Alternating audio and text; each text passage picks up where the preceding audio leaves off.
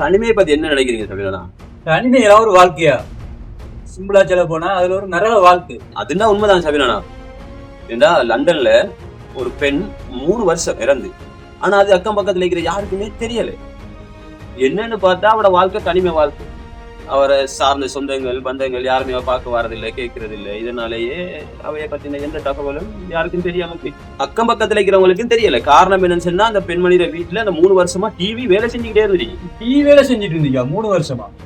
நான் பாருங்களேன், டிவியே ஓப் ஆகாம அந்த டிவி வேலை செஞ்சுட்டே இருந்துச்சு. அதனால அக்கம் பக்கத்துல இருக்கிற மக்கள் என்ன நினைச்சிக்காங்க சொன்னா அவ உயிரோட இருக்கிறா, வீட்டுக்குள்ளதான் இருக்கிறான்னு நினைச்சிட்டு இருக்கா.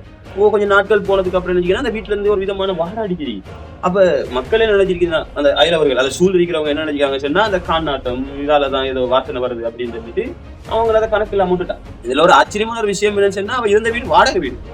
அந்த வீட்டு வாடகை கூட அவட அக்கௌண்ட்ல இருந்து மாதம் அந்த வீட்டு வாடகைக்கு போய்கிட்டே இருந்துரு. அப்ப அவட பேங்க்ல இருந்த காசு முடியலையா?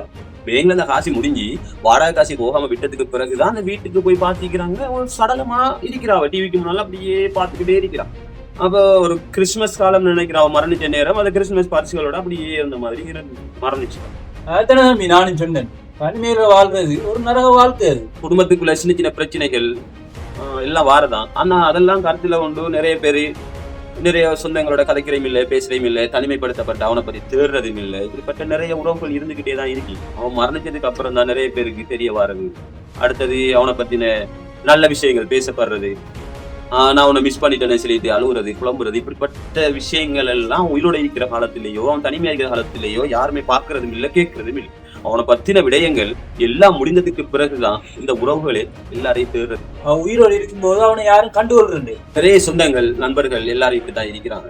நம்மளை சுத்தி உள்ளவங்க என்ன செஞ்சுட்டு இருக்கிறாங்க, என்ன பண்றாங்க, என்ன பிரச்சனை இருக்குள்ள இருக்கிறாங்க, திண்டாங்களா குடிச்சாங்களா, இதை யாருமே கேட்கறதும் இல்லை, பாக்குறதும் இல்லை.